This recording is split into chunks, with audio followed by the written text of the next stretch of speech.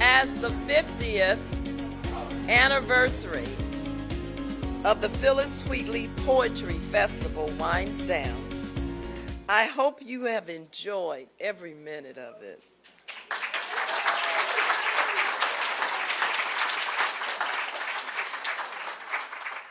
You've been in the warm embrace of our university, Jackson State University, the Margaret Walker Center, and Jackson, Mississippi. It has been a pleasure to be in the company of so many diverse and esteemed women who represent our past, our present, and our future. This week, we have traveled across generations of conversations, and haven't they been just beautiful?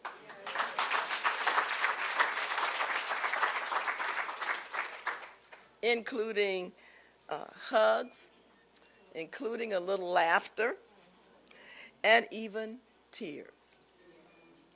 With the library, with the many, many icons and geniuses who paved the way, laying a foundation for us to build bridges and also to continue our connections together.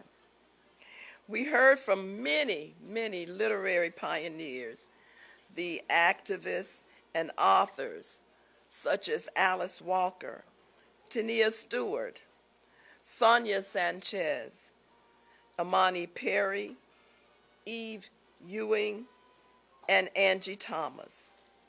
We have had discussions and dialogues that provoke thought, action, and inspiration. The moment has reinforced our determination to continue this legacy of Phillis Wheatley and Margaret Walker. Most importantly, as Black people, we must celebrate the gift of literature passed down to us. We owe it to the world to continue telling our stories. Remember that we will never know who we are if we do not acknowledge where we have come from. I hope all of you in this week feeling rejuvenated, empowered, and a sense of true community right here on the campus of the I Love Jackson State University. Again, I would like to thank Dr. Robert Luckett of the Margaret Walker Center, as he is still working very hard, Dr. Ebony Lumumba, the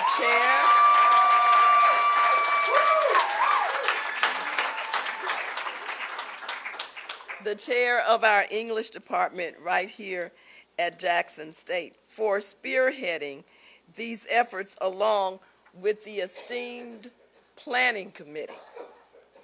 To the students from Jackson State and beyond, we thank you for your desire to expand and learn beyond today. You are setting the tone for future scholars who walk behind and beside you. For those of us here in 1973, our history matters, and so do all of you.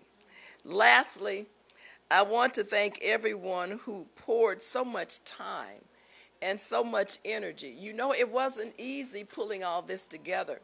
Dr. Luckett shared with us that there are over 798 people who registered.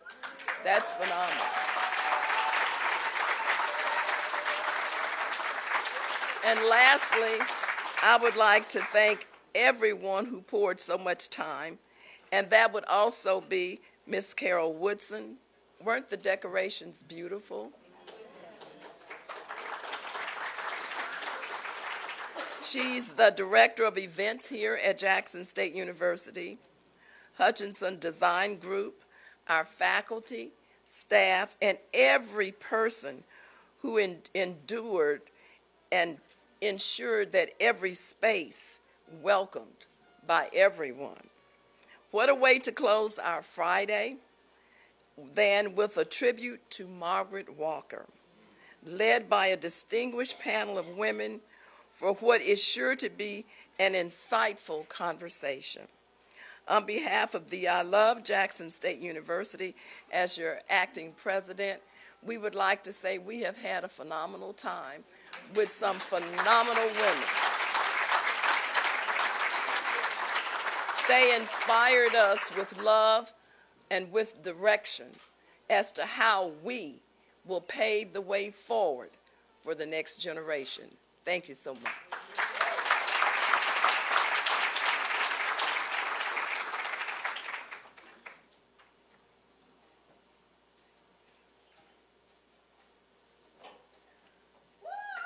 Good evening.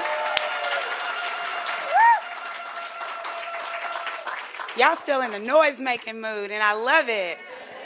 I love it. I'm Ebony Lumumba, and this is the last time you have to listen to my welcome. But know that the welcome is extended. It is open. This is my home, and it is yours as well. I officially deem you honorary Jacksonians. Yeah. I have the power to do that, right? Okay, thank you. Thank you. Listen, we started a soundtrack earlier today. But I'm going to add to it, Jackson 5 never can say goodbye. Because you all have been such a blessing to our city and our campus and the legacies that we are celebrating, Phillis, Wheatley, and Margaret Walker. Are you still feeling watered? Yes. Mm-hmm. And we made a promise not to take that heaviness back with us, take it into next week. So help me keep the promise, okay? Tonight, I want to thank again those institutions who took a chance on this idea and put resources to it so that we could bring you here and so that we could all be watered. So join me in thanking the Mellon Foundation again. As well as NAMAC, the National Museum of African American History and Culture.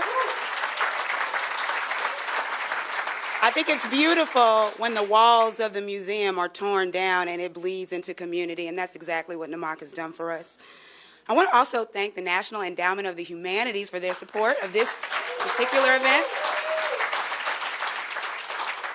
And an organization near and dear to my heart, the Mississippi Humanities Council. Yeah, for supporting this programming.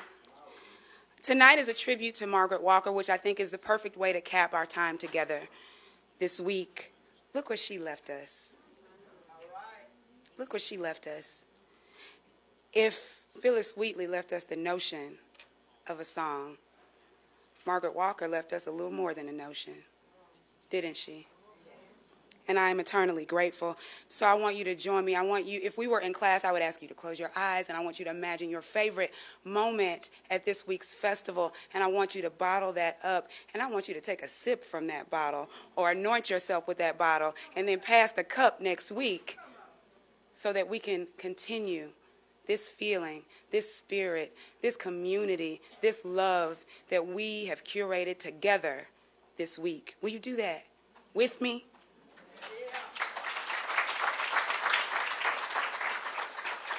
So I have the pleasure of introducing, I keep saying everybody's my friend, but they are, y'all. I'm friendly. Okay. Tonight's moderator for this electric discussion, Monique Davis.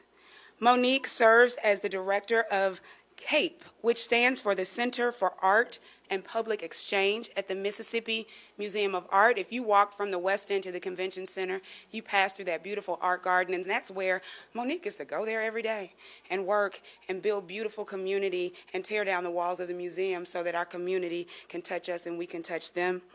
She is also an exquisite visual artist. Her stuff is nice, y'all. And her most outstanding piece of art is that she is the mother of 6 children. Yeah. And she's still alive. Join me in welcoming my dear friend, my sister, Monique Davis.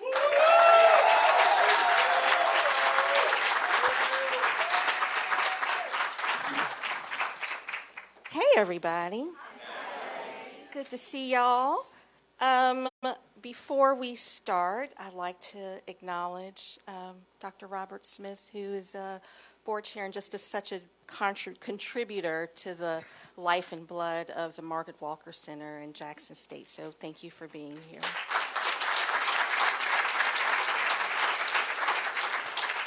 So thank everyone for being here, actually. And I do not want to spend a lot of time reading biographies because you all can read the biographies of these notable women in the program, or of course they're also Googleable. So without further ado, I would like to introduce Distinguished Professor of English at the University of Kansas, Maryemma Graham. Whoop, whoop.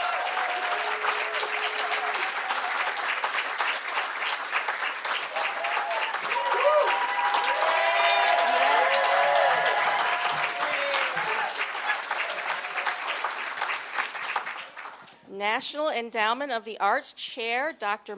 Maria Rosario Jackson.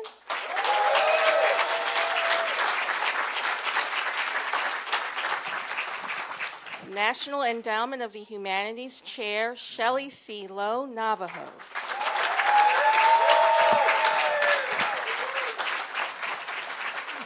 And of course, my name's Monique Davis. Hello again, and I'm your friendly moderator for tonight.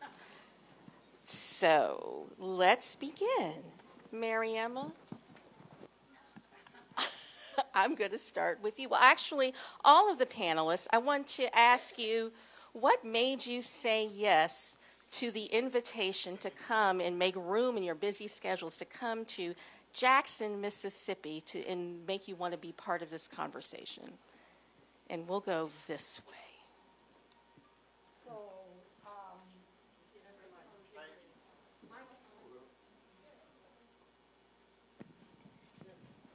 You don't say no to Margaret Walker, All right. whether she's alive or not. When I first came to Mississippi, recruited to Ole Miss, Walker called me and say, "Are you coming?" And I said, "I'm thinking about it." I had one very young child and a very frisky 4-year-old. And she said, and some of you will recognize it, "Let me speak to your husband." And that started, continued a friendship that had begun some time ago but but needed to grow some roots. So, "We need you," she said. "I'm retired. I have some stuff I need you to do." So she had me come. And so when I'm asked to come to Mississippi, I no longer work here. And I've been spending a lot of time here. And I have many, many people I know and people I need to thank. It would take a long time to go through the list. I come.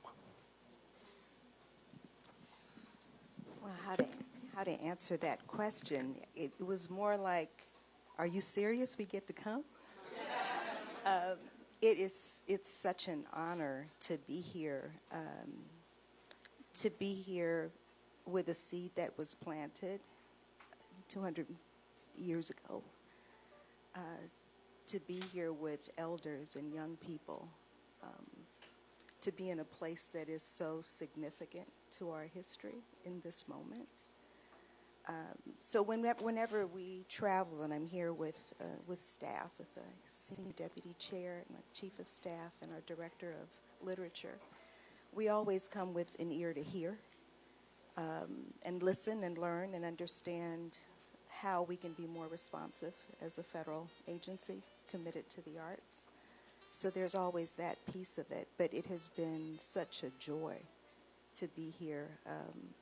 Earlier in the day, I think Dr. Lumumba asked after the session with Alice Walker, "Were you watered?"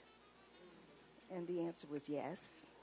So it is such a privilege to be here, and I just feel very blessed to be in this company.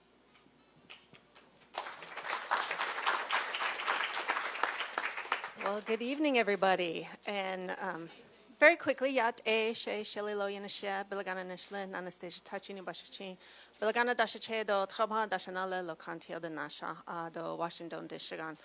My name is Shelly, and I'm Navajo, and I'm originally from Ganado, Arizona. I grew up on the Navajo Reservation. And I got a letter earlier this year asking me for some money. And you know, I said, oh, this looks really interesting. And our senior deputy chair was here with me, Tony Mitchell. He had been here and had been at a different event meeting, and he said, oh, we really got to go down and be a part of this festival. And I said, well, we haven't asked for some money to fund this festival. So I went through the ask, and I asked a few more questions. And I got back a kind of, why are you asking us for more information? This is supposed to be easy. We're supposed to be able to ask you for money. And I said, I just want to know, like, how many people are going to be there because this is exciting. Because maybe you may not know, in 1973, somebody else got a letter at NEH asking for some money to support a 4-day symposium to celebrate the bicentennial of the 1773 publication of Phillis Wheatley's poetry. And so NEH has been a part of this event since its beginning. So it made sense that we should be here. It's my first time in Mississippi, so yes. I have to say, beautiful country. I got to drive around a little bit, but I also have to say, some of the most beautiful people I've ever seen at a conference. Wow. It's been great. It's been amazing. Thank you. So, Maryemma, you are in the pilot seat. During my review of your book, The House Where My Soul Lives, The Life of Margaret Walker, or as you lovingly called it during our last conversation, the Big Ass Book, I noticed that public funding played a significant role at many points in Margaret's career. And I wanted you to help us understand the history of this moment, the importance of this moment, and share how significant NEA and NEH support was during her lifetime. So many of you know that history, that the Institute was founded in 1968. And even though it is placed within this Black Studies framework, and it certainly is that, it was the thing that Walker envisioned when, I like to say, when the writing was not enough. She needed a mission to accomplish what she saw as her life's work. And that work was transforming higher education. It was doing what we now call in NEH public engagement. I don't know what the words were that she was using, but bringing communities together. And that knowledge, learning and producing it and sharing it were essential functions of higher education. Now, for those of you who don't know that history, at HBCUs, this is a very common practice. That is, when authors came to town, people had auditoriums and everybody would attend the event. I grew up in a small community that had a college, and churches closed on Sunday if someone was speaking who was important, a Thurgood Marshall or somebody else, so that everybody could go hear him. So Walker's vision for the Institute, now the Margaret Walker Center, was something that would allow her, in her phasing into retirement, to really have a bigger impact. I think she needed to do this. She needed people to have a sense of where, what, how. And saying this, I'll say Walker loved Mississippi. When she came here, she said, I set down my roots here. I'm going to be here. She loved Mississippi. And she came in 49. So she was living through, she was going to live through it all. But I think the mission, when I say she needed a mission, was to show the world Mississippi in a different light. And I think that for her, that was really important. It's like we are the drudge of the world right now. Nobody, even my mother, because I came to the 1973 festival. My mother said, "Why are you going to Mississippi?" But Betty Parker Smith said, "You can stay with my godmother. It'll be safe." Okay. My mother said, "Okay, you've got somebody you're going with. You can go." But that festival was not her first event. And so Walker had already known that when you commit to something like this, you got to have funding. So she had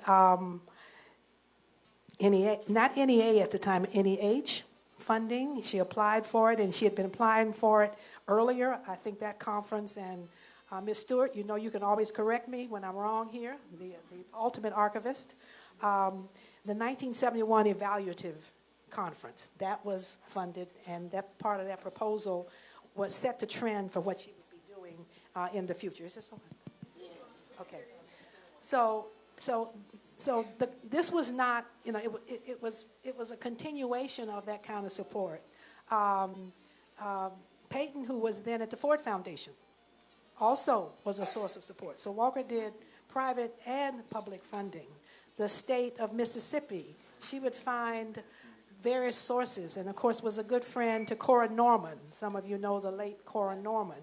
When I came here, she introduced me to Cora Norman, and I wanted to become her best friend too, because that was the head of the Mississippi Committee for the Humanities, the state, now the Mississippi Council, I guess the Mississippi Council. So Walker had always recognized that when you have a vision, the vision does cost. And so the recognition of that and her desire to place Mississippi on the map, and I think that she was a very convincing person. I hope I can persuade somebody to show one of my favorite images from the book. When Walker was not a political person, but she would do what it took to get what she felt was necessary for the people that she wanted to support. Now, I have to say that there is this phrase, Luke 23 something or other, where to whom much is given, much is required. She really believed that, and she felt she had been given a lot. Now, we might think of her not having a lot, but she thought she'd been given a lot. Education was a lot. Higher education was a lot. And so giving that back in this way was really important to her. And so the funding would come, but she would go. She was the person who picked up the phone and called people. So what you got in that letter was a typical ploy that Walker used. Pick up the phone and call, I need some money. At least you got a letter. So public funding and private funding were always available to her, and she worked for it, and it was successful. But even if it didn't happen, it never stopped her from doing it. She figured out another way. I mean, there was always a way she would do it. I mean, a few things fell between the cracks, but she initially, as she had started that very early on. There may have been a conference before 1971, but that's the one I remember where NEH supported, and it was workshops. It was a huge 2 or 3 year grant, I believe, the National Evaluative Conference. So that's. Thank you. Thank you so much for that really deep sharing that deep history with us. So Marie and Shelly, as leaders of significant funders of arts and humanities, could you share your thoughts on the importance of arts and humanities and how your respective institutions can create environments where writers, artists, performers can flourish and thrive? You know, what comes to mind when I hear that is a few months ago, we were at the Medal of Arts event at the White House, and President Biden called artists truth tellers, bridge builders, and change seekers. And I have always thought that without artists and scholars, people in the arts and humanities, none of the things that we say we aspire to as a nation of opportunity are possible or durable.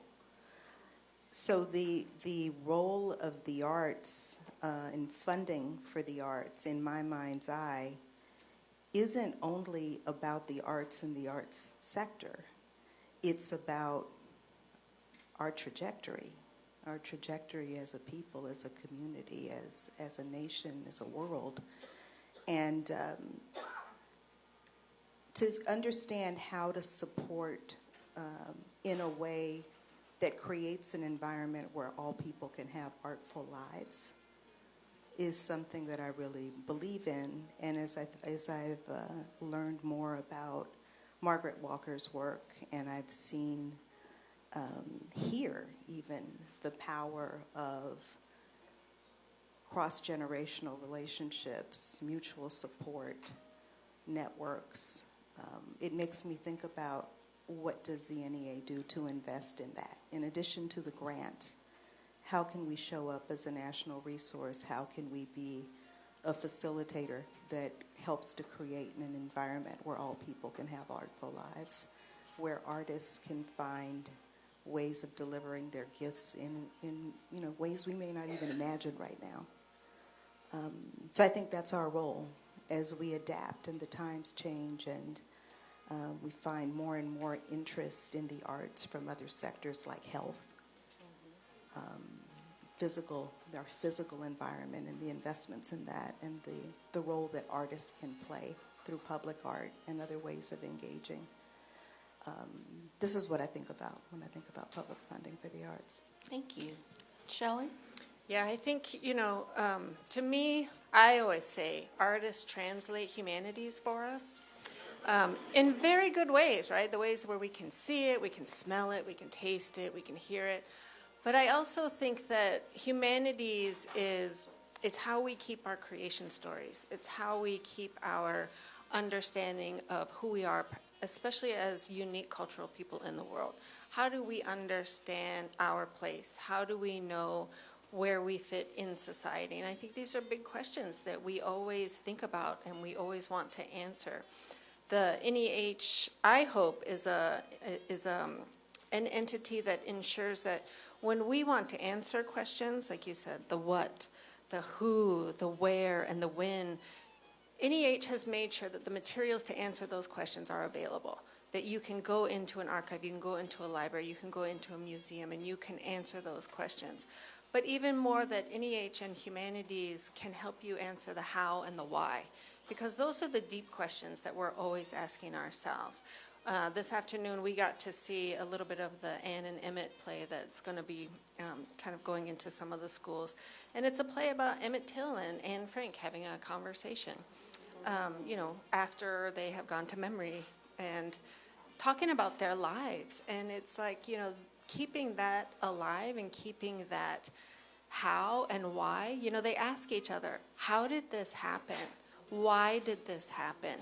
And they work it out between the two of them. I mean, those are the really important things that humanities and arts help us to do. And they help us to do it together. They often help us to do it alone, right? We read books by ourselves. Sometimes we read poetry by ourselves. But they help us to come together in instances like this and share and have these conversations together and walk away and be a little bit more informed and thoughtful, right, about where do we go next? How do we deal with the difficult situations that we're confronted with? And where do we want to plan to be, right? How do we get through that? Those things, to me, are where NEA and NEH play a really vital, important role that people are making use of all the time, but maybe haven't quite said, hey, you know what? NEH and NEA really helped me figure that out, or helped me with this, and I saw this, or I read this, and it answered this question for me.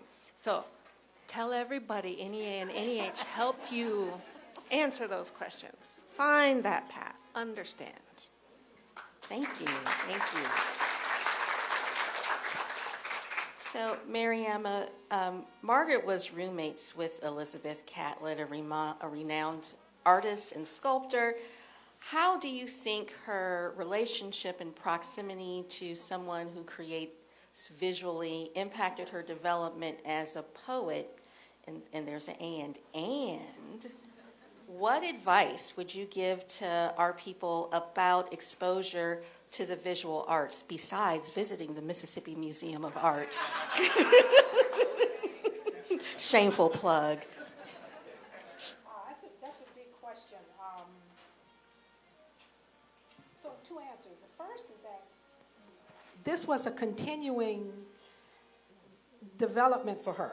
She came from a very creative family, Walker's mother had gone to the Nanny Borough School in Washington, D.C., but she fell in love and got married and didn't finish that education, but she was studying to be a concert pianist.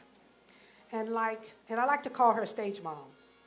And like many stage moms, what she could not accomplish, she poured into her children. So Margaret was not very good on the piano or the flute, but she was a rising poet, so they gave her a journal to write. Mercedes, the younger sister, was skilled, and she learned how to play the piano from her mother and went on to become a concert pianist and lived in Brooklyn and did her Carnegie Hall debut, the whole thing. So that musical culture really gave Walker a sense of a larger world than just the books that she was reading, because she also read the books that in her father's library. I mean, this is a very interesting family in the early part of the 20th century. But she and Catlett did become, and we've been in the conference, we've been talking a lot about literary friendships. And I thought about that, and Walker had cohorts, but because of the choices that she made, I'd say her network of literary friendships was not as extensive as we now know those kinds of things to be. But she and Elizabeth Catlett, by virtue of circumstance being that black students at the University of Iowa, where they both were in school, could not live in certain houses. They could live on campus. Of course, she couldn't live on campus at Northwestern either. And so there were homes where they were placed. So they were roommates. And they shared that friendship as roommates, and Elizabeth was a year ahead in her art. So I think that Walker in poetry and Catlett in art were part of Walker's understanding of poetry as visual, poetry as sound, poetry as word, and she talks about that in the introduction to her collected poems, This Is My Century, that her parents had talked about what those things are. So this was kind of a component, and this is after she's written this is For My People.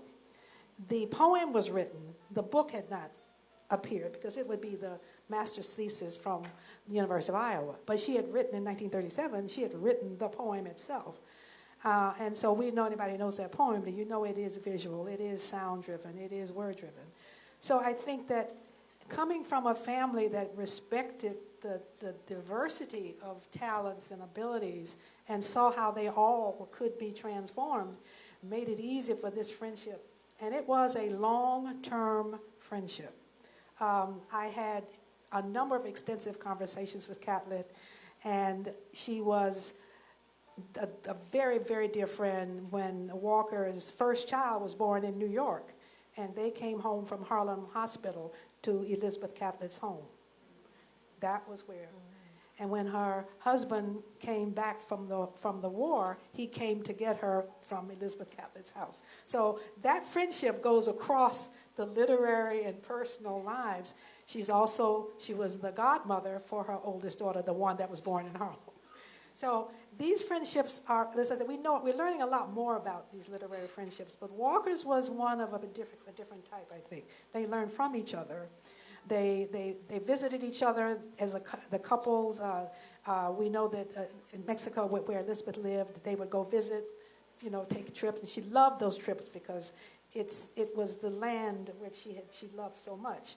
So I do think that the visual enhanced, I think, Walker's ability and knowing Elizabeth. And you all know that, of course, Catlett did the bust of Phillis Wheatley for the 1973 festival, and she was commissioned to do that. When I came to Ole Miss, Ms. Catlett was kind enough to give me access to names of artists and people she knew who had done some work on Richard Wright, because I was trying to get some visual stuff for a big conference on Richard Wright that I had here. So I think that that's a continuation of those relationships that we are now learning more about, really. But Walker's was of a different sort because it was personal as well as, professional and literary. Thank you. Thank you. Were y'all gonna do the thing? Okay. Maria and Shelly, could you share your perspectives on the importance of art and humanities in the development of the generation to come? I mean, we're seated at a HBCU and Jackson State University in Jackson, Mississippi, which is a 85% black town, in an area where our public school systems are struggling, where arts is being pulled out. So how can we create a next generation of fully developed, actualized young people using arts and humanities? Right. You know, one of the things yesterday at the luncheon, I was so excited. We walked in and everybody had been kind of already seated, and I saw a table full of almost all young people, school kids. And I saw another table full of all young people, school kids. And I was like, look at this. There's all kinds of kids here. It was so exciting because that doesn't happen very often. Right? We come to these conferences, these meetings, symposiums. You don't see young people. And I think what we forget is to invite them to be at the table, to invite them to be in the room. They have so much to say. And we don't often ask them. We don't say, what did you think about that? Or would you ask a question?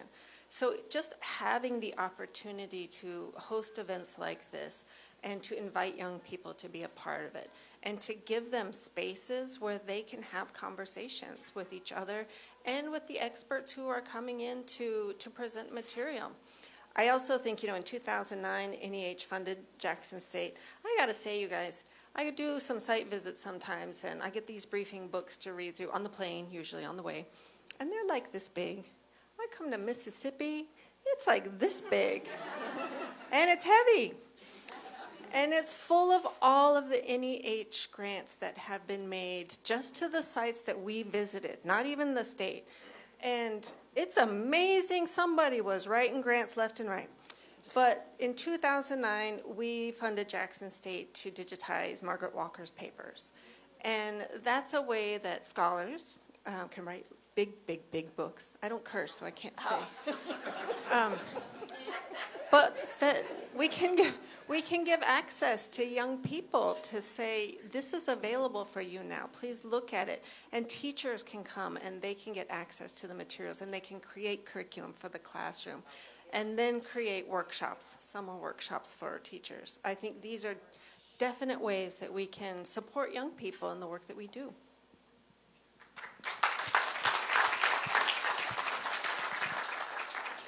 I think, I certainly agree with the idea of involving young people in conversations that they're too often not a part of. I also think that we really need to focus on arts education. Arts education is critical, and something that we try to do at the Arts Endowment through our arts education program is ensure that all kids have access to an excellent arts education, and hopefully an excellent arts education that represents them and helps them see their value and their humanity and makes them curious about others as well. In my own upbringing, I'm an oddity as a chair of the NEA because my background's in urban planning.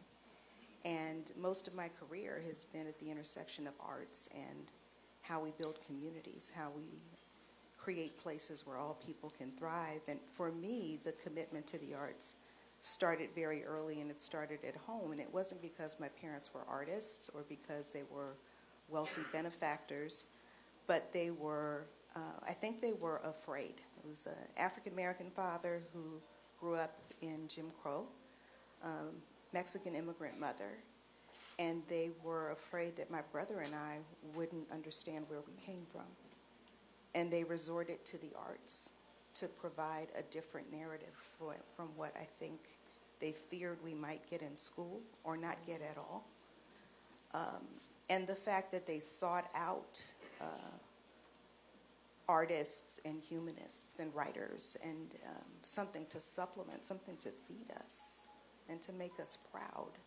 That was so important, and I think that that's important now, probably now more than it has been in a very long time. that people can see themselves, that they can understand that they're connected to stories of yes, tragedy and hardship, but also triumph and excellence, and that we are connected and capable of that. And it was so inspiring here to be at an HBCU where that kind of black excellence is affirmed.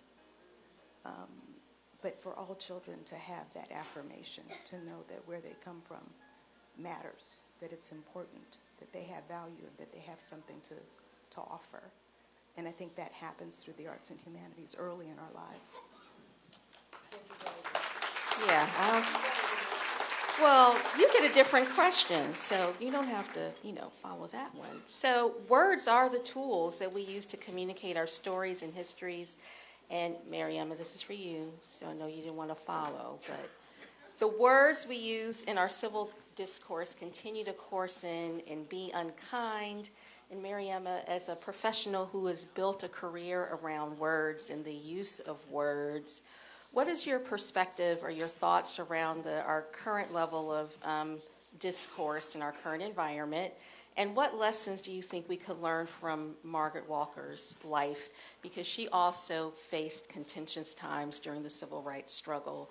And how do we have a Sankofa moment and look back and learn from that to bring it into the future?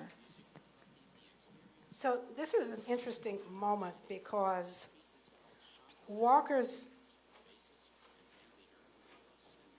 understanding of feminism was not consistent with the era in which she lived.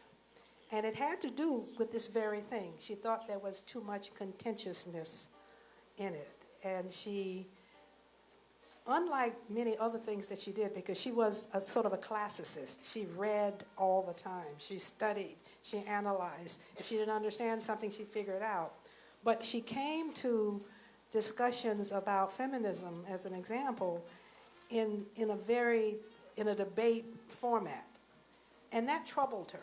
And she therefore immediately rejected the idea.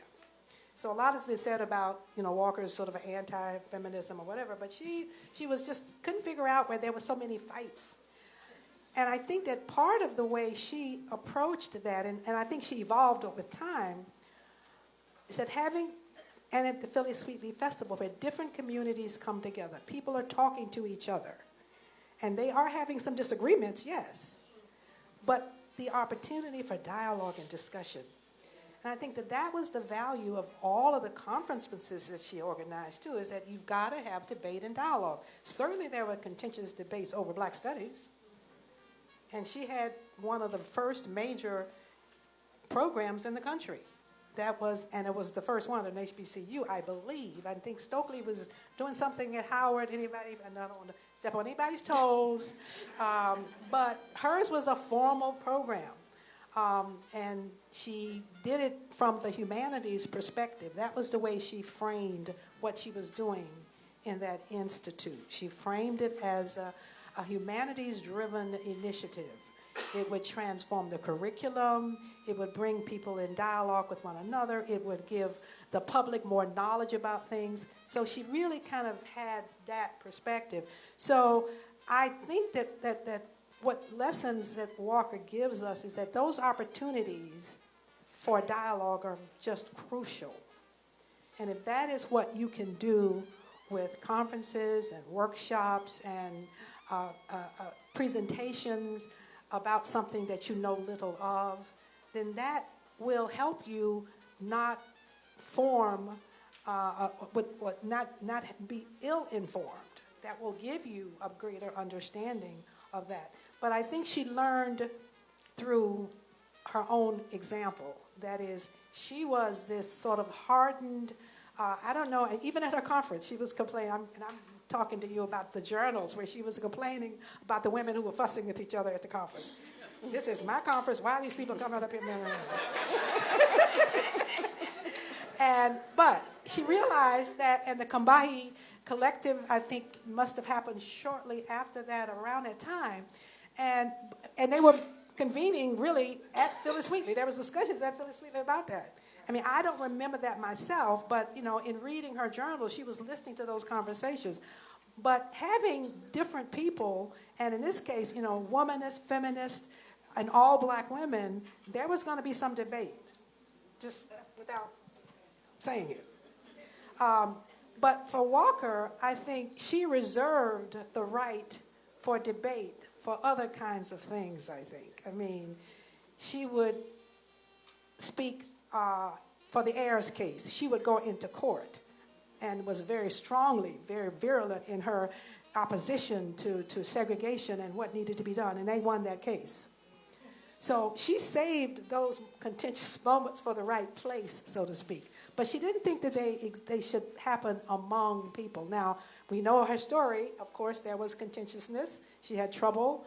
Alex Haley, the Richard Wright book, which was not well received in part because of what happened regarding Alex Haley. So she was the object of what she, in fact, did not support.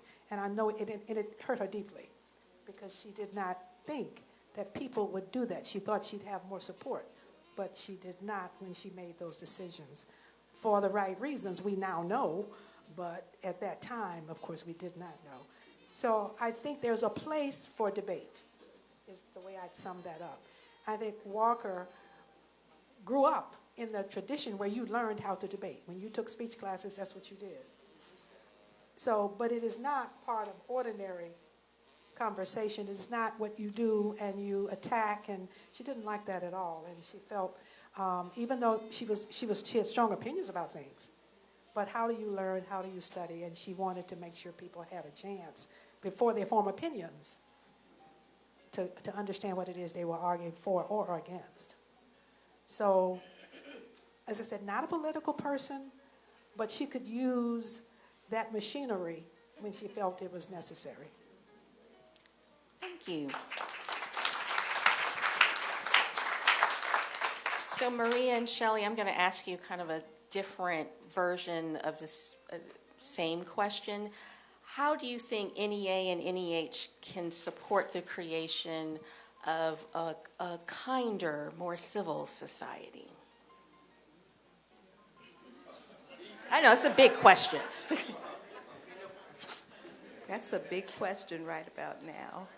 I think the arts and the humanities help us see things from different perspectives, help us ask questions, help us navigate difficult things. They allow us to engage not just intellectually, but with heart and physically. I always think that's why comedians are so impactful, right? Because they engage you head, heart, and hand. They can make you laugh. They can make you feel something in addition to just the intellectual. And I think that there is so much of a need to be curious and to lead with inquiry. And I think I'm afraid that that's getting stripped away, the ability to ask questions. And the ability to hold multiple answers, right? Mm-hmm. That's, if we don't figure that out, right, we're in real trouble. And I think that the arts, it isn't the panacea. It's not going to solve everything, but it is definitely an important part of the equation. Thank you.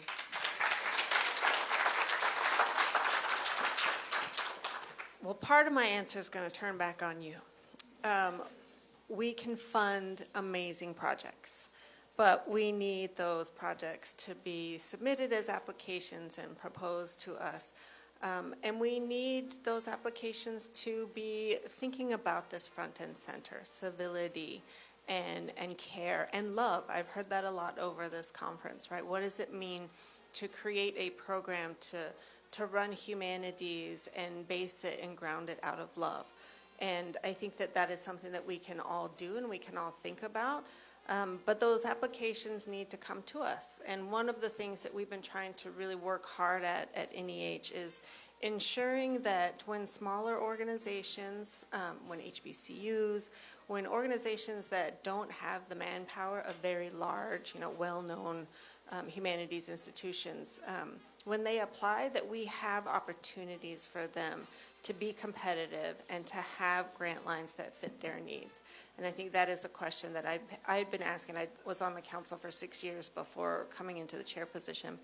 And, you know, I'm going to be honest, we didn't have a lot of applications from small organizations and from HBCUs.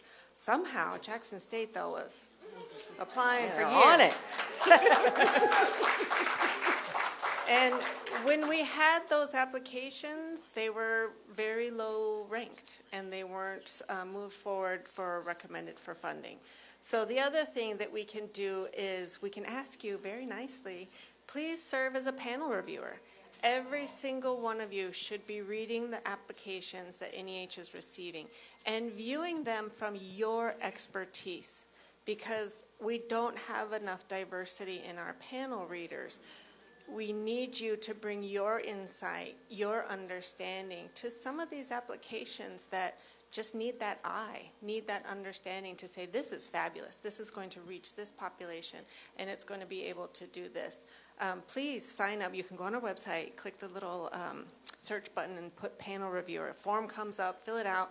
Might take a while, just take some time, do it. We pay, it's all virtual. You know, if I can't sell this, I just... And I have to say, you know, an example of this, our State Humanities Council, I talked about the Ann and Emmett play. That is exactly what they did. They applied to be able to support this play going into schools. And it's part of our United We Stand initiative, which is through the White House, to really combat hate-based violence and to have these difficult conversations in communities, but conversations that help us bring cross-cultural understanding, help us bring some empathy into understanding these situations, but to bringing communities together. So we can do a lot. We need a lot from you. We need you to really think about great programs, and please reach out to us. Ask us about programs you might want to do, and apply. Please apply for our grants. Thank you. To echo Chair Lowe, the same is true for the NEA. So the ability to be a panelist is there, and please consider it, because it matters. It really is important to have perspectives that represent different points of view available as these things get adjudicated. That's where the recommendations come from. And tell your colleagues. Thank you both. So I did hear like a distinct call to action. So I hope that you all take the advice and the comments of our panelists to heart and become part of the panel process so you can see some of these opportunities and continue to submit and talk amongst yourselves and build community and apply for these grants. They're out there. So I just want to take a personal point of privilege. As a Jacksonian and the treasurer of Visit Jackson, our destination organization, I want to really thank our visitors from staying here, eating at our restaurants, staying in our hotels, and just thank you from the City with Soul. Just thank you, thank you, thank you. We appreciate you. We want you to come back many, many times. And if y'all are looking for after hours place to go, please think of going to Frank Jones Corner. We'll eat at Johnny T's first, then go to Frank Jones Corner. And good music doesn't start till 12 midnight, so I'm going to take a nap, and then I'll meet y'all after. So, but thank you so much, panelists. Thank you.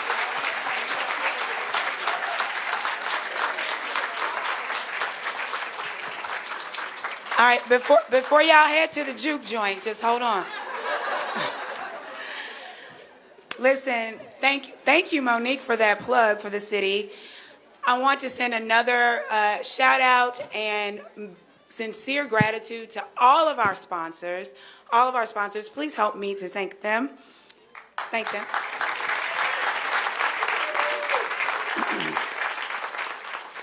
And I would like to personally thank the steering and planning committee. If you're in the room, please stand.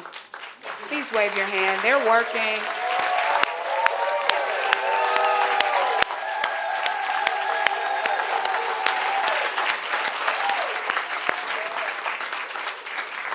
I want you all to know who you can go up and thank. Many people have told me thank you, but listen, this was a community, family, village effort, so please give those folks a pat on the back, a high five, a fist bump. I also want to remind you all, or maybe inform some, that the party can continue. If you're still in town tomorrow or so inclined, the Mississippi Symphony Orchestra has a performance in partnership with this festival called American Constellation, and you will get to hear collective pieces from the JSU, Rust College, and Mississippi College choirs. Randy Klein, solo pianist. Amanda Furge, local dope poet, and Aurelia Williams, soloist, vocalist as well.